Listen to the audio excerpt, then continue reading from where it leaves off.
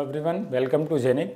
तो हम आगे डिस्कशन उसी फोरियर सीरीज में कंटिन्यू करते हैं। कुछ और एक आध दो कॉन्सेप्ट्स हैं जो मैं क्वेश्चन के थ्रू आपको समझाने जा रहा हूँ।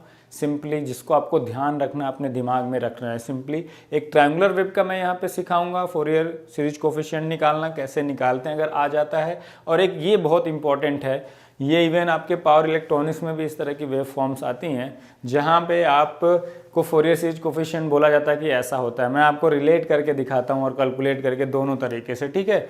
अब यहाँ पे अगर आपसे पूछा जाता है ये वेव फॉर्म दे के कि इसमें कौन से हार्मोनिक्स आएंगे, साइनोसाइडल आएंगे, कोसाइनोसाइडल आएंगे, आपको चार ऑप्शन दे देता है। जैसे मैं यहाँ आपको चार ऑप्शन दे देता हूँ, कहता है इसमें इस वेव फॉर्म में आपके आएंगे ओनली ऑड हार्मोनिक्स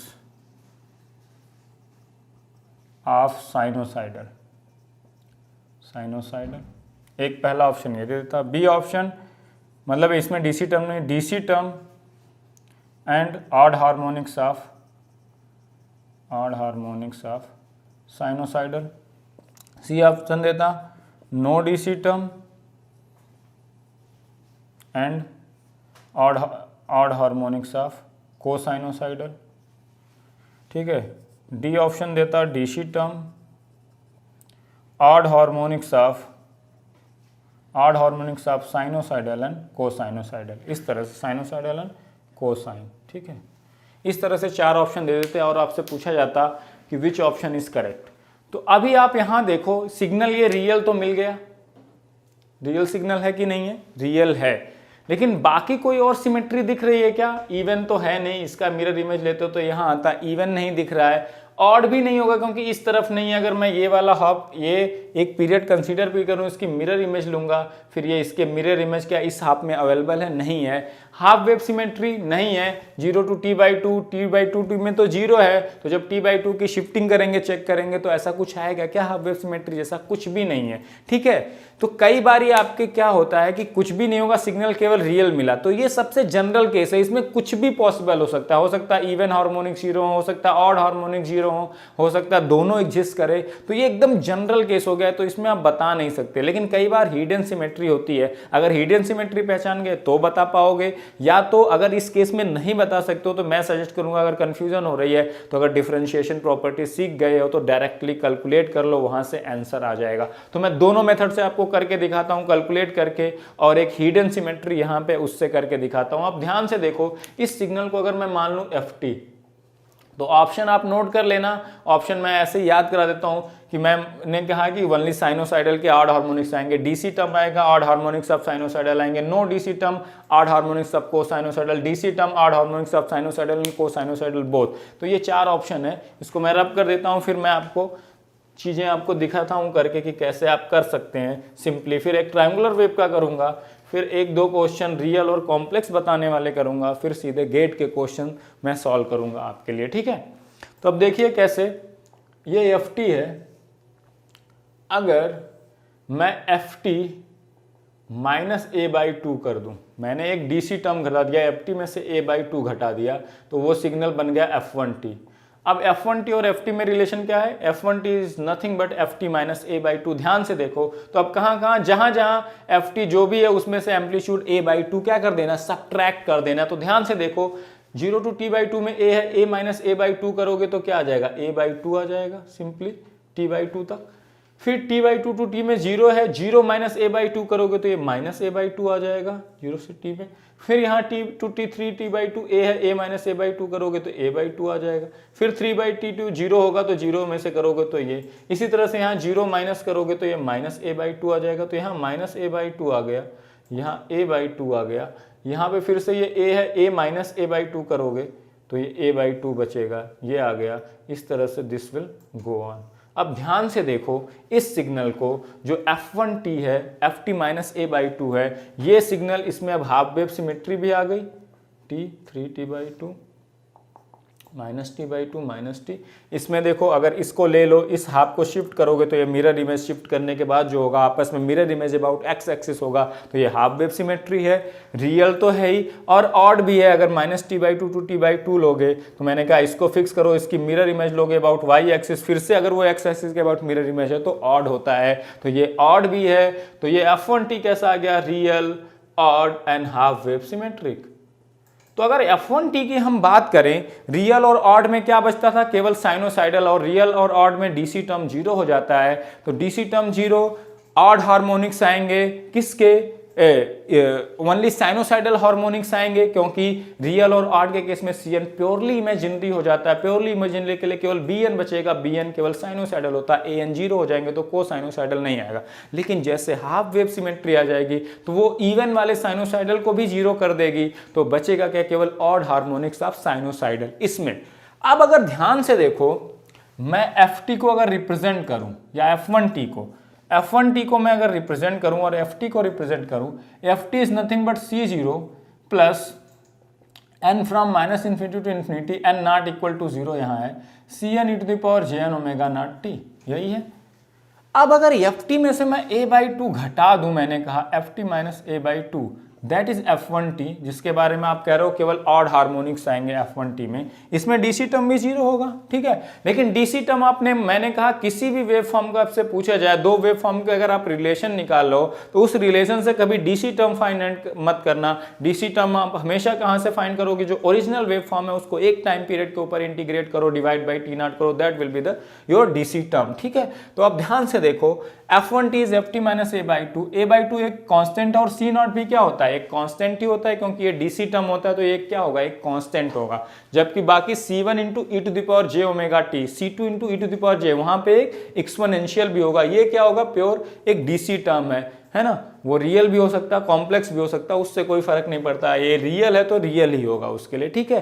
तो जब रियल होता है सिग्नल तो उसका एक पीरियड के ऊपर इंटीग्रेशन भी रियल आएगा, एक पीरियड के ऊपर इंटीग्रेशन रियल आएगा, डिवाइडेड बाय उसका टाइम पीरियड तो रियल है, तो सी नॉट क्या आ जाता है, रियल आ जाता है फॉर रियल सिग्नल सिंपली। तो ये डीसी टर्म है सी नॉट। अब इसको a/2 भी एक डीसी टर्म है, मैंने a मैग्नीट्यूड था, 1 होता तो 1/2 सब्ट्रैक्ट करता, 2 है तो 2/2 सब्ट्रैक्ट करता, तो a/2 आपने क्या कर दिया, सब्ट्रैक्ट कर दिया। अब ध्यान से देखो तो ये c माइनस a/2 हो जाएगा कि नहीं, n plus n minus infinity to infinity n not equal to 0 Cn e⁻jn omega naught t। तो डीसी टर्म अगर सब्ट्रैक्ट करते हो किसी पीरियोडिक सिग्नल से तो केवल कौन से कोफिशिएंट पे फर्क पड़ेगा, केवल डीसी टर्म पे फर्क पड़ेगा, या डीसी टर्म C0 उस पे, उस फोरियर सीरीज कोफिशिएंट किस पे पड़ेगा, यानी इक्वल टू 0 वाले पे फर्क पड़ेगा। अब इसका ये कोई C1 0 हो गया या P0 हो गया, इसका डीसी टर्म या जो डीसी फोरियर सीरीज कोफिशिएंट है वो केवल चेंज होगा, बाकी देखो यार अदर देन 0 के लिए, क्योंकि डीसी सब्ट्रैक्ट करने से पीरियोडिसिटी पे कोई फर्क नहीं पड़ता, डीसी सब्ट्रैक्ट या ऐड करने से कोई फर्क नहीं पड़ता। तो टाइम पीरियड F1t और Ft का सेम है, omega naught, Cn e⁻jn omega naught t, इसका भी फोरियर सीरीज कोफिशिएंट था Cn for n other than 0, Ft का भी और F1t का भी क्या रह गया, वही रह गया, उसमें तो कोई चेंज ही नहीं आया। चेंज क्या हुआ, तो डीसी टर्म सब्ट्रैक्ट या ऐड करने से केवल किस पे फर्क पड़ता है, C0 पे या डीसी टर्म पे फर्क पड़ता है, बाकी फोरियर सीरीज कोफिशिएंट सेम होते हैं। और अभी आपने कहा F1t है, उसमें कौन से Cn एग्जिस्ट करेंगे, F1t में आपने अभी बताया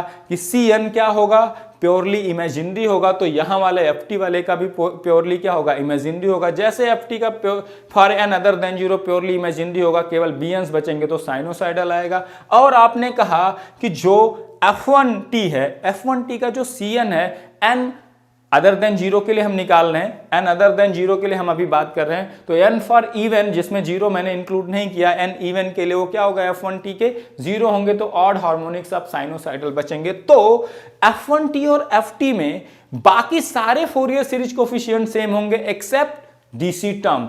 तो अगर इसमें केवल ऑड हार्मोनिक साइनोसाइडल आ रहे हैं और बाकी फोरियर सीरीज कोफिशिएंट यहां और यहां वाले सेम है, तो इसमें भी बाकी टर्म्स क्या आएंगे, केवल साइनोसाइडल हार्मोनिक्स आएंगे। बाकी क्योंकि Cn सेम हो जाएंगे, बाकी Cn सेम होंगे तो उससे जो हार्मोनिक्स जनरेट हो रहे हैं, साइनोसाइडल जनरेट हो रहे हैं या कोसाइनोसाइडल, वो भी क्या हो जाएंगे, सेम। जैसा Cn यहां नेचर का है वैसा Cn यहां भी नेचर हो जाएगा, क्योंकि दोनों के Cn तो सेम है फॉर एन अदर देन 0। तो क्या होगा, यहां पे अगर साइनोसाइडल हार्मोनिक्स केवल आ रहे हैं ऑड, तो यहां भी क्या आएंगे, केवल ऑड साइनोसाइडल हार्मोनिक्स ही आएंगे। क्यों? क्योंकि इसके लिए हाफ वेव सिमेट्री रियल की वजह से केवल Cn एग्जिस्ट करता था purely imaginary. Cn purely imaginary है या अनदर देन जीरो के लिए, तो यहां भी Cn प्योरली इमेजिनरी होगा या अनदर देन जीरो के लिए, और Cn साथ में जीरो होगा for n to be even, except n zero के लिए मैं अभी बात कर रहा हूं इन दोनों को कंपैरिजन करने के लिए। तो यहां भी Cn जीरो होगा for n G1 purely imaginary. जैसे यहां Cn हुआ, इसमें बचेगा क्या? केवल Bns बचेंगे। तो क्या बचेगा? साइनोसाइडल हार्मोनिक्स, और उसमें भी इवन 2 4 6 वाले, मैं C0 वाले n इवन को जीरो वाले को नहीं ले रहा हूं, 2 4 6 वाले सारे क्या हो जाएंगे? जीरो। तो ऑड हार्मोनिक्स ही बचेंगे, इवन वाले तो वहां भी जीरो हो जाएंगे। तो यहां भी क्या बचेंगे? साइनोसाइडल हार्मोनिक्स बचेंगे, ऑड वाले वो भी। लेकिन ध्यान से देखो, मैंने कहा हमेशा डीसी टर्म आप कहां से निकालना? ओरिजिनल सिग्नल से निकालना, कभी दो के कंपैरिजन से नहीं निकालना। इसका डीसी टर्म तो जीरो है, लेकिन दोनों F1T और Ft के डीसी टर्म क्या होते हैं? डिफरेंट। अगर आप डीसी टर्म सब्ट्रैक्ट ऐड करो, बाकी हार्मोनिक्स सेम होंगे। बाकी हार्मोनिक्स यहाँ 8 साइनोसाइडल हार्मोनिक्स है, तो यहाँ भी 8 साइनोसाइडल हार्मोनिक्स होंगे, केवल डीसी टर्म चेंज होगा। तो डीसी टर्म यहाँ तो जीरो आया था हाफ वेव सिमेट्री, यहाँ तो हाफ वेव सिमेट्री नहीं, इसका एक पीरियड के ऊपर इंटीग्रेशन करोगे तो यहाँ कुछ प्लस एरिया है, यहाँ तो जीरो है, तो टोटल एरिया आएगा plus something divided by T not करोगे तो एक वैल्यू आएगी, डीसी वैल्यू आएगी। तो यहाँ जो है डीसी वैल्यू जीरो है, लेकिन यहाँ डीसी वैल्यू जीरो नहीं है। तो इस एफटी में क्या होगा? बाकी हार्मोनिक्स तो इसके वाले होंगे, तो यहाँ ऑड हार्मोनिक्स ऑफ साइनोसाइडल आएगा, odd harmonics of sinusoidal, but यहाँ पे डीसी टर्म भी आएगा। तो एक ऑप्शन मैंने दिया DC term and odd harmonics of sinusoidal, this option is correct. तो यहाँ हिडन हाफ वेव सिमेट्री थी, जिसको आपने -a/2 करके मैंने निकाला, तब जाके ये आंसर मिला। तो यहाँ से एक और कॉन्सेप्ट आपने क्या सीखा? मैंने उसके लिए ये हाफ वेव सिमेट्री आपको करके दिखाई कि अगर दो पीरियोडिक वेव फॉर्म है, अगर उनमें केवल डीसी टर्म का एडिशन या सब्ट्रैक्शन हुआ है, तो केवल उसमें डीसी टर्म डिफरेंट होंगे, बाकी हार्मोनिक्स, बाकी Cn सेम होंगे, मतलब बाकी हार्मोनिक्स सेम होंगे, क्योंकि Cn सेम हो जाएंगे तो हार्मोनिक्स क्या हो जाएंगे? सेम। अब लेकिन इससे अब कई बार आप क्वेश्चन में पहचान नहीं पाओगे कि सिमेट्री है कि नहीं। यहाँ हिडन तो मैंने दिखा दी, लेकिन अगर आप नहीं पहचान पाते तो आपको आंसर देने के लिए आपको सिंपली मैंने क्या कहा? जनरल मेथड यूज करो, Cn को कैलकुलेट कर डालो, अपने आप आ जाएगा कौन सा हार्मोनिक आएगा कौन सा नहीं। ठीक है, तो एक कॉन्सेप्ट हमने सीखा कि डीसी टर्म का एडिशन सब्ट्रैक्शन पे C0 केवल चेंज होता है, बाकी हार्मोनिक सेम होते हैं दोनों वेव फॉर्म्स में। ठीक है, तो जो वहां आएंगे वही वहां आएंगे। ठीक है, अब देखो यहाँ का मुझे निकालना होता तो मैं सीधे डिफरेंशिएशन प्रॉपर्टी यूज करता। यहाँ से डिफरेंशिएट करते जाओ, यहाँ कितने का? ए का स्टेप चेंज प्लस, तो प्लस ए का एम्पलीट्यूड, ये -a आता, ये +a आता, ये -a आता, ये +a आता। ठीक है, स्टेप चेंज है, और कांस्टेंट का तो क्या आता? जीरो। तो यहाँ मैं दिखा नहीं रहा हूँ, ये इंपल्स ट्रेन बचेगी, ये बीच वाले जीरो बचेंगे। मैंने पिछले क्वेश्चंस में भी ऐसे बनाए थे, जब स्टेप चेंज होते हैं तो केवल इंपल्स आता है, डिफरेंशिएशन, बीच में ये कांस्टेंट है, ये हट जाएंगे, जीरो होंगे। मैं तो उसी वेव फॉर्म पे ओवरलैप करके उस चीज को बना रहा हूँ, है ना। तो मतलब जो डिफरेंशिएशन के बाद केवल इंपल्स ट्रेन बचेगी, ये बीच वाले नहीं बचेंगे। पिछले क्वेश्चन में भी जब हमने किया था तो केवल इंपल्स बचेगा, बीच वाले टर्म तो बचेंगे ही नहीं। ठीक है, तो अब देखो यहाँ पे फिर से दो इंपल्स ट्रेन मिली, एक प्लस वाली, +a वाली 0 to t period, 0 to t period से रिपीट, एक -a मैग्नीट्यूड वाली जिसका भी time period -t to t/2 कितना टाइम पीरियड है? t टाइम पीरियड है। तो ओवरऑल फोरियर सीरीज कोफिशिएंट मैंने कहा df/dt का pn ले लेता हूं, तो क्या हो जाएगा? पहले वाले का मैग्नीट्यूड a है बाई टी, और ये शुरू भी हुआ है 0 से और t टाइम से रिपीट करा, तो उसका तो a/t ही रह जाएगा। दूसरा वाला -a मैग्नीट्यूड का है, तो -a/t हो जाएगा। लेकिन ये 0 से शुरू होकर t से रिपीट किया है क्या? नहीं, ये t/2, ये इसको कह सकते हैं राइट साइड शिफ्ट है, या t/2 से क्या शिफ्ट है? Left side. कोई भी एक कंसिडर कर लो, शिफ्टिंग दोनों बराबर है, अदरवाइज हम कम वाली लेते हैं। मैंने बताया था jn ω0 into t/2, omega into t is 2π, क्योंकि ω0 इसका फंडामेंटल फ्रीक्वेंसी है, t इसका टाइम पीरियड है, तो ω0 इंटू टी इज 2π। तो यहाँ से a/t कॉमन ले लो, 1 - e⁻ jn π, और इसको मैं लिख सकता हूँ a/t 1 - -1n। j π की वैल्यू या -e⁻ j π की वैल्यू -1, उसकी पावर n आ गया। ठीक है, ये pn हो गया। लेकिन हमें निकालना df/dt, ft का फोरियर सीरीज कोफिशिएंट, df/dt का ये है pn, तो ft का अगर फोरियर सीरीज कोफिशिएंट cn है तो pn की वैल्यू क्या होगी? df by dt का Fourier series coefficient pn will be related by the Fourier series coefficient of ft cn as it is cn into jn omega naught, और ये है कितना a by t 1 minus minus 1 की power n। और ये relation कब true होता है, मैंने बताया था for n other than zero, है ना। n जीरो के dc टर्म तो आप एक पीरियड पे इंटीग्रेशन से ही निकालोगे, ध्यान रखना। तो यहाँ से cn कितना आ गया, a by j n omega naught t 1 minus minus 1 की पावर n। अब यहाँ से ध्यान देखो, cn omega naught t 2 pi हो गया, तो a upon j n 2 pi 1 minus minus 1 की पावर n। तो देखो cn कैसा आ गया, प्योरली इमेजिनरी आ गया कि नहीं, 1 अपान जे। इट इज़ प्योरली, ये एक रियल है नंबर, a रियल है, n नंबर रियल, j बचा, तो ये प्योरली इमेजिनरी आ गया। प्योरली इमेजिनरी आ गया तो आपके ans तो जीरो हो जाएंगे, क्योंकि cn होता है an by 2 minus J bn by 2, तो ans को जीरो होना पड़ेगा, केवल एग्जिस्ट क्या करेगा, bn, मतलब साइनोसाइडल हार्मोनिक्स ही आएंगे, है ना।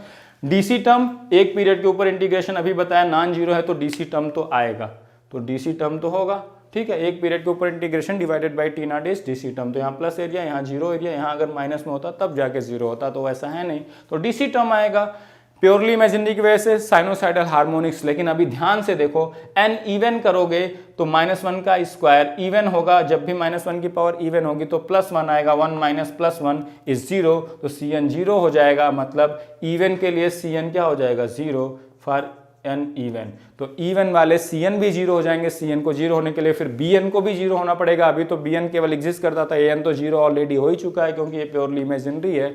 अब bns को भी 0 होना पड़ेगा n इवन के लिए, तो इवन वाले साइनोसाइडल भी नहीं आएंगे, तो DC term and odd harmonics of sinusoidal. वही आंसर आ गया जो हिडन सिमेट्री से आया था, वही मैंने आपको डिफरेंशिएशन प्रॉपर्टी से करके दिखा दिया। तो जब भी ऐसा है जनरल टाइप का आ जाए तो उसमें कुछ हिडन सिमेट्री होती है, आप ढूंढ नहीं पाते, तो जनरल में कुछ भी आंसर पॉसिबल है, तो उसके लिए सिंपली कैलकुलेट करना पड़ेगा। अगर आप हिडन सिमेट्री आपको दिख गई तो बहुत अच्छी बात है, आप उसको क्या कर सकते हो, निकाल सकते हो। हिडन सिमेट्री मैंने इसलिए बताई थी, मैं डायरेक्टली कैलकुलेट करता, इस केस में जब ना समझ में आया तो वहाँ ज़्यादा दिमाग लगाने की जरूरत नहीं, जनरल कैलकुलेशन और डिफरेंशिएशन प्रॉपर्टी समझ में आ गई तो डायरेक्ट यूज कर सकते हो। डीसी टर्म डायरेक्ट निकालो, बाकी के लिए differentiation property n other than zero के लिए, और डीसी टर्म अगर कहीं ऐड और सब्ट्रैक्ट करते हो तो केवल c जीरो पे फर्क पड़ता है, बाकी हार्मोनिक्स या बाकी cn क्या होते हैं सेम। अगर बाकी cn सेम है दो ft और f1t में, तो ऑब्वियस सी बात है बाकी हार्मोनिक्स भी सेम होंगे। अगर उसमें केवल आड हार्मोनिक्स आ रहा है तो दूसरे में भी आड हार्मोनिक्स आएंगे, क्योंकि उसी cn से तो आपके हार्मोनिक्स निकल के आते हैं कि an आएगा कि bn आएगा कि कौन जीरो होगा कौन नॉन जीरो होगा। तो दो अगर वेव फॉर्म के cn सेम है तो उनके हार्मोनिक्स जो ऑड वाले एक में आ रहे हैं तो दूसरे में वही आएंगे, इवन वाले आ रहे हैं तो इवन ही आएंगे, ठीक है। तो वो चीज़ याद रखिए। एक मैं ट्रायंगुलर वेव का डिफरेंशिएशन से कर देता हूँ, फिर हम गेट के क्वेश्चन केवल करेंगे और उसको सॉल्व करके मैं दिखाऊंगा, ठीक है। तो गेट में बहुत ज़्यादा टफ नहीं पूछते, तो अगर डिफरेंशिएशन प्रॉपर्टी यूज़ करनी है तो मैं यहाँ जितना हो सकता था उतना डिस्कस किया। बाकी जब हमारा अगर फुल कोर्स आएगा तो उसमें मैं ये सब चीज़ें डिटेल में डिस्कस करूँगा, ठीक है। तो अब एक ट्रायंगुलर वेव ले लेते हैं, उसका भी मैं आपको सिखा देता हूँ।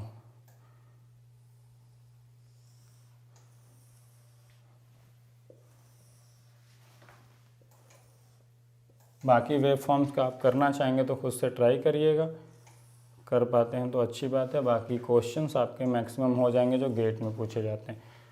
तो अब लाइन का डिफरेंशिएशन इसीलिए मैंने सिखाया था। मैं सीधे सीधे ये प्रॉपर्टी बहुत, मैं एम्पलीट्यूड ए ले रहा हूँ, वहाँ पे कुछ भी गिवन हो सकता है, मैं जनरल वैल्यू ले रहा हूँ, ये -a है, ठीक है।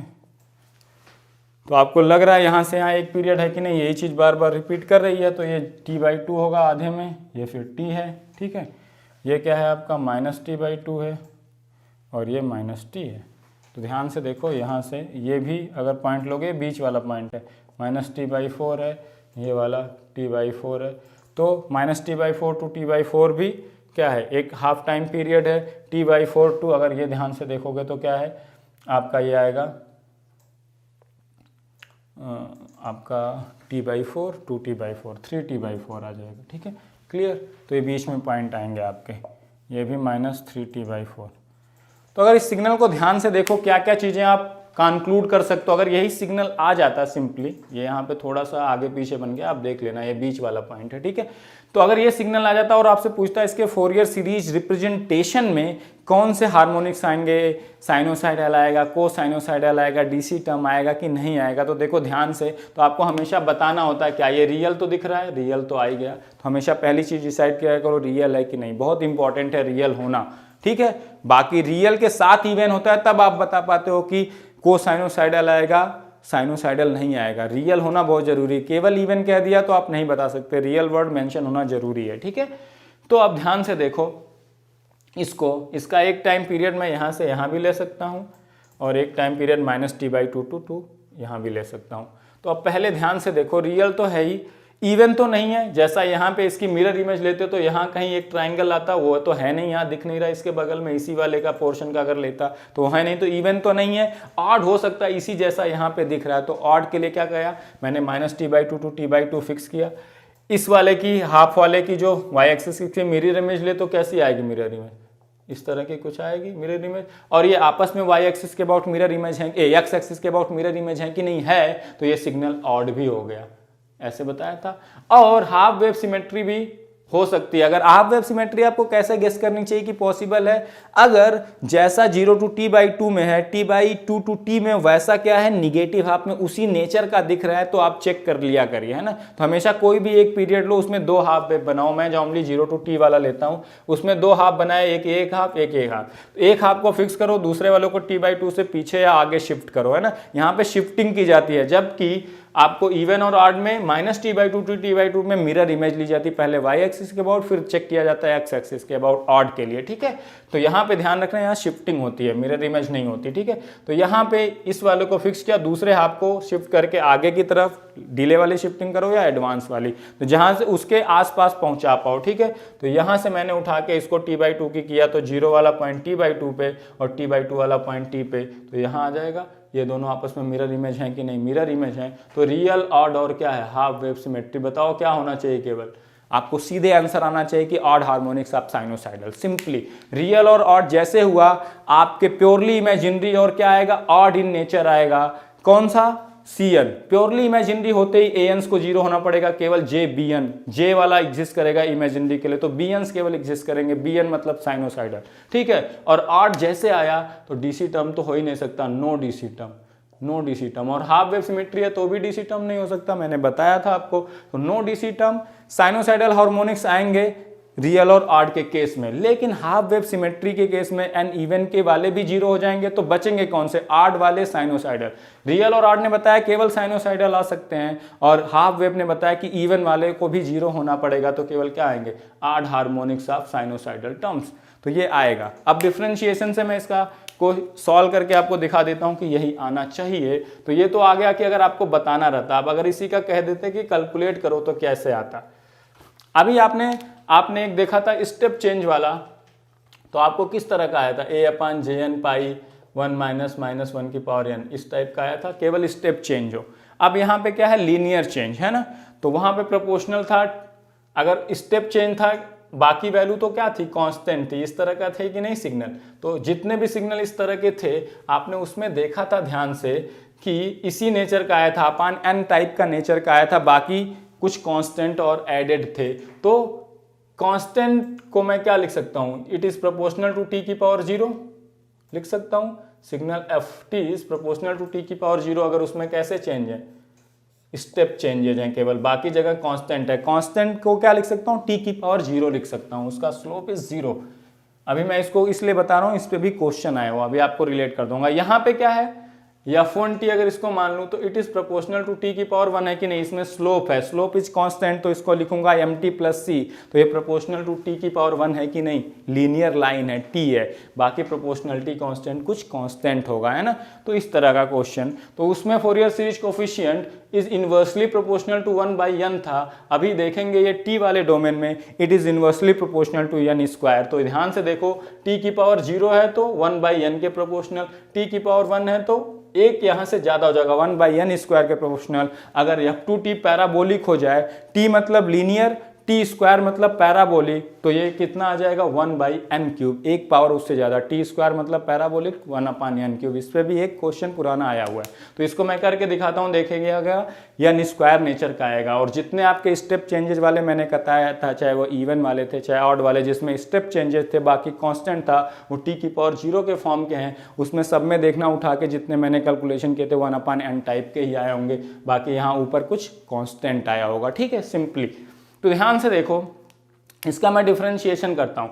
अब जिसको डिफरेंशिएशन आता है वो इजीली कर लेगा, जिसको डिफरेंशिएशन नहीं आता वो फिर नॉर्मल कैलकुलेशन करे टी के फॉर्म में, टी इंटू। अब सोचो डिफरेंशिएशन प्रॉपर्टी मैं यूज़ ना करूं तो जो आपके पिछले कैलकुलेशंस थे बहुत ही लेंदी हो जाएंगे। क्यों? आपको डिफरेंशिएशन प्रॉपर्टी में केवल इम्पल्स ट्रेन का याद रखना, सिंपली क्वेश्चन हो जाएगा। यहाँ पे डिफरेंशिएशन नहीं करोगे तो जब इंटीग्रेशन करोगे एफ टी की पावर -jn⍵0t, तो एक टी का फंक्शन होगा एफ टी e⁻⁻n, तो आपको आइलेट वाला रूल लगाना पड़ेगा, फिर उसको ब्रेक करना पड़ेगा, फिर उसको सॉल्व करने का बहुत ही लेंदी सोल्यूशन जाएगा। इवन इन केस ऑफ जो आपके स्टेप चेंजेस थे उस केस में भी आपको इंटीग्रेशन तो करना पड़ता है एक्सपोनेंशियल के फॉर्म में, उसमें थोड़ा सा इजी होगा, बट उसमें भी एक लेंदी सा एक्सपोनेंशियल क्या करो सोल्यूशन निकालो। जबकि इंपल्स ट्रेन का लिखना बहुत ही सिंपल है, तो मैं डिफरेंशिएशन तब तक करता रहूंगा जब तक कि इंपल्स ट्रेन ना हो जाए। तो लाइन का डिफरेंशिएशन कांस्टेंट आएगा, कांस्टेंट के बाद उसका डिफरेंशिएशन करूंगा, उसमें जो स्टेप चेंज हो क्या बन जाएंगे, इंपल्स बन जाएंगे। इसीलिए मैं बार बार कर रहा हूं कि मुझे उतनी बार डिफरेंशिएट करना है जब तक कि वो इंपल्स ना पहुंच जाए, क्योंकि इंपल्स ट्रेन का लिखना मुझे सीधे आता है। ठीक है, तो अब ध्यान से देखो, इसका जब डिफरेंशिएशन करेंगे, मैं इसी में पेन से बना रहा हूं। देखो -t/4 टू t/4 में एक लाइन है, इसका स्लोप कहाँ से आएगा? स्लोप कैसे निकालते हैं? या तो ये लाइन तो सेम ही है, स्लोप या तो इतने पोर्शन से निकाल लो या इस पूरे पोर्शन से निकाल लो, जहां से आपको निकालना है। स्लोप कैसे होता है? आपको इस वाले पे कितना मैग्नीट्यूड है, इस वाले पे, इस पे मैग्नीट्यूड है a, इस पे है -a, तो ये -a आएगा, डिवाइडेड बाई टाइम करते हो t/4, यहाँ पे टाइम कितना है -t/4, तो यहाँ से आ जाएगा 2a डिवाइडेड बाई 2t/4 आएगा कि नहीं। और यहाँ से निकालते तो यहाँ से आ जाएगा 2 कैंसिल 4a/t आ गया। और यहाँ से भी निकालते तो a -0/t/4 -0, तो आपको 4a/t आता। तो जैसे मैंने डिफरेंशिएट किया फर्स्ट डिफरेंशिएशन, तो इसके बीच में देखो क्या आ जाता, -t/4 टू t/4 में एक लाइन है जिसका स्लोप है 4a/t, तो लाइन का डिफरेंशिएशन मैंने बताया था क्या आ जाता 4a/t इस बीच में। ठीक है, यहाँ पे एक लाइन है, ध्यान से देखो, इनके और इनके बीच में ध्यान से अगर देखो, इसका स्लोप कितना आएगा निकाल के तुम देखना, -4a/t आएगा। तो इसका डिफरेंशिएशन करते तो इसके बीच में क्या, इसका स्लोप ही आएगा, कितना आ जाता है यहाँ से यहाँ पे -4a/t। अब इन सबको मिलाओ अगर, तो t/4 टू t/4 में आता है ये 4a/t। तो डिफरेंशिएशन अगर अच्छे से आता है तो दिक्कत नहीं होगी, नहीं आता है फिर आपको दिक्कत होगी। फिर इसमें आ गया -4a/t, तो यहाँ पे नीचे जाएगा -4a/t। तो अगर ध्यान से देखोगे तो यही स्टेप चेंजेज आने लगेंगे, यही क्या आने लगेंगे, स्टेप चेंजेज आने लगेंगे। ठीक है, सिंपली ये 4a/t होगा, ये वाला मैग्नीट्यूड -4a/t हो जाएगा। इसको आप देखना, यहाँ पे ये आ गया, फिर यहाँ पे माइनस, फिर यहाँ पे प्लस आएगा, तो फिर से यहाँ 4a/t, फिर यहाँ माइनस, तो फिर से -4a/t। ये -t/4 है, ये +t/4 है। ठीक है, ये इसी के अकॉर्डिंग यहाँ पे टाइम लिख लेना। ठीक है, अभी मैं इसको मिटा देता हूँ, इसको आप नोट डाउन किए रहना, जो ट्रायंगुलर वेव है जिसका ओरिजिनली निकालना है। तो अभी मैंने तो ये df/dt निकाल दिया।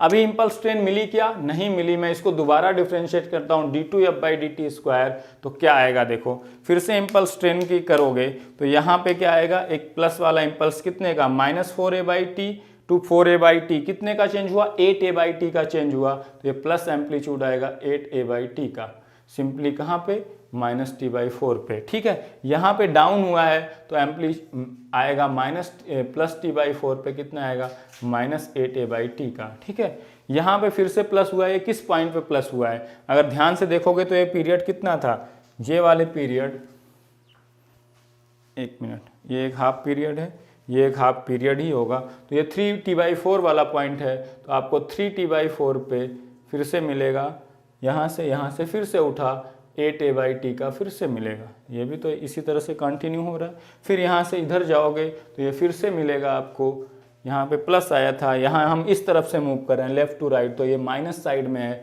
यहाँ पे इस साइड आएगा किस पॉइंट पे, ये -3t/4 है, ठीक है। तो ये -3t/4 पे आपको मिलेगा -8a/t। तो आपको ये d2f/dt² मिल गया। अब इसी से आपको कैलकुलेशन पता चल जाएगा, ठीक है। d2f/dt² मिल गया। अब एक इम्पल्स ट्रेन मिल गई। अब ध्यान से देखो, ये 3t/4 है, तो ये वाला -t/4 प्लस t 3t/4 आ गया कि नहीं। तो ये एक प्लस इम्पल्स ट्रेन है 8a/t मैग्नीट्यूड की, t टाइम पीरियड से रिपीट हो रही है, और एक -8/t की मैग्नीट्यूड की रिपीट हो रही है t/4। यहाँ देखो, इसमें t ऐड करोगे -3t/4 प्लस t/4 आ जाएगा। तो अब लिखना होगा, अगर इसका d2f/dt का फोरियर सीरीज कोएफिशिएंट, तो 8a/t अपान क्या होता, ये तो इसका मैग्नीट्यूड हो गया 8a/t divided by time period t, time period t है तो t स्क्वायर आ जाता, ठीक है। ये होता कब, अगर इंपल्स ट्रेन इंपल्स शुरू होता 0 से और t टाइम पीरियड से रिपीट करता। लेकिन इसको अगर 0 वाले को देखो तो यहाँ शिफ्ट हो गया 3t/4 से राइट साइड, या t/4 से लेफ्ट साइड शिफ्ट हो गया। तो मैं कौन सी शिफ्टिंग लूंगा, जो स्मॉल वाली है, जो स्मॉल वाली है, तो ये हो जाएगा e⁻j⁻⁴ t/4 हो जाएगी कि नहीं, क्योंकि प्लस की शिफ्टिंग होगी, पीछे की तरफ गए हो तो प्लस की शिफ्टिंग, प्लस के लिए प्लस एक्सपोनेंशियल। माइनस वाले के लिए आएगा 8a/t divided by time period t², यहाँ भी आ जाएगा। यहाँ पे देखो, यहाँ से शुरू होता तो यही होता इम्पल्स, अगर 0 पे और t टाइम पीरियड से रिपीट करता, लेकिन ये t/4 या तो इधर शिफ्ट हुआ है, कह सकते हो 0 वाला, या 0 वाला चला गया है 3t/4 से पीछे की तरफ। कौन सा स्मॉल है, t/4 वाला, तो आप लोगे e⁻j⁻⁴ t/4, क्योंकि ये स्मॉल वाला है और राइट साइड में है, तो इसके लिए t-t/4 तो माइनस एक्सपोनेंशियल आएगा। तो यहाँ से देखो 8a/t² e⁻jn⁻ माइनस e⁻−jn⁻ आ जाएगा 2j e⁻sin n⁻0 t/4, और ω0 t 2π होता है। तो यहाँ से आपको मिल गया d2f/dt² का फोरियर सीरीज कोएफिशिएंट Q1 मैंने मान लिया, तो क्या आ गया 8a/t² into 2j sine of ω0 t की वैल्यू रख दो आप 2π/4, तो आ जाएगा nπ/2, ठीक है। Q1 है Fourier series coefficient of d2f/dt²। अगर ft का फोरियर सीरीज कोफिशिएंट मैं कह दूं Cn है, जो मुझे पता करना था ओरिजिनल ट्रायंगुलर वेव का, तो df/dt का क्या होता, Cn इंटू jn⁻0। उसको दोबारा डिफरेंशिएट करते तो फिर कितने से मल्टीप्लाई हो जाता, jn⁻0 से, तो 2 बार jn⁻0 से मल्टीप्लाई होगा, क्योंकि 2 बार डिफरेंशिएट किया। तो Q1 कितने के बराबर होता, Cn इंटू jn⁻0², और Q1 आपने पता किया है 8a/t² 2j sin nπ/2। तो यहां से देखो j² तो माइनस आ जाएगा, n² ω0², तो यहां से Cn आ जाएगा 8a अपान माइनस यहां से आया n² ω0² इंटू यहाँ t² रह गया 2j sin nπ/2। तो यहां से देखो ध्यान से Cn देखो क्या आ जाएगा, ω0 into T is equal to 2π, ω0 into T is equal to 2π आ गया आपका। तो आपको क्या होगा, ω0 इंटू टी का स्क्वायर है 2π का स्क्वायर 4π², तो 4 यहाँ से कैंसिल हो जाएगा, 2 से यहाँ 4a बचेगा, तो आपका आएगा 4a अपान माइनस n²। फिर से क्या बचेगा, यहाँ से क्या बचा था आपका 4π² इंटू साइन ऑफ nπ/2, और माइनस j, तो यहाँ पे j तो लगा हुआ है, ठीक है। j को नीचे ले सकते हो, यहाँ माइनस लिख दोगे तो यहाँ पे आ जाएगा नीचे की तरफ j। अब ध्यान से देखो Cn क्या आ गया, प्योरली इमेजिनरी। हमने पहले ही बोला था कि Cn क्या है, प्योरली इमेजिनरी है, ठीक है। प्योरली इमेजिनरी है तो केवल bns एग्जिस्ट करेंगे, यानी कि केवल साइनोसाइडल टर्म्स आएंगे, क्योंकि ans 0 हो जाएंगे, an/2 माइनस jbn/2, तो वो आ गया। Cn must be purely imaginary and odd in nature, और c-n निकालना, वो माइनस Cn के बराबर होगा, ये ऑड ही नेचर का आएगा, ठीक है। अब आगे ध्यान से देखो, अभी आपने कहा था हाफ वेव सिमेट्री की वजह से Cn must be 0 for n to be even. देखो यहाँ जब भी n इवन लोगे, इवन डिवाइडेड बाई 2 क्या आएगा, एक इंटीजर आएगा, 2 लोगे इवन वैल्यू तो 2/2 1 आएगा, 4 लोगे इवन लोगे तो 4 डिवाइडेड बाई 2 आएगा, 6 लोगे 3 आएगा। तो ये हमेशा साइन nπ/2 में n इवन वैल्यू के लिए ये इंटीजर मल्टीपल ऑफ पाई आएगा कि नहीं, क्योंकि n/2 for n to be even will be a integer आएगा, तो इंटीजर इंटू पाई 1π 2π 3π 4π, और साइन की वैल्यू अगर इंटीजर मल्टीपल ऑफ पाई है उसका आर्गूमेंट तो क्या होता है 0, तो Cn will be 0 for n to be even. तो आ गया कि वही चीज़ कि नहीं, रियल और ऑड और हाफ वेव सिमेट्री में क्या होता है, रियल और ऑड की वजह से Cn must be purely imaginary and Cn will be 0 for n to be even. सारा आ गया कि नहीं, purely imaginary and n for even के लिए क्या आ गया 0। तो जब भी ऐसा होगा, और अब ध्यान से देखो, Cn is inversely proportional to 1/n square आ गया कि नहीं, और ft किसके प्रोपोर्शनल था, t की पावर 1, तो यहाँ n स्क्वायर आएगा। अगर ft proportional to t square होता मतलब क्या होता, पैराबोला, पैराबोला होता ना y is equal to x square t square, तो Cn must be proportional to 1/, एक पावर ज्यादा होता है टी स्क्वायर, तो यहाँ 1/n में n क्यूब, t है तो 1/n स्क्वायर, जब t की पावर 0 था, जो स्टेप चेंज थे, तो 1/n किसके प्रोपोर्शनल हो गया था, n के प्रोपोर्शनल हो गया था। क्लियर, तो ये चीज भी आप याद रख सकते हैं। ठीक है, अब मैं सीधे 1-2 क्वेश्चन और कराऊंगा कि रियल और कॉम्प्लेक्स कैसे पहचानना है, फिर सीधे गेट के क्वेश्चन करेंगे।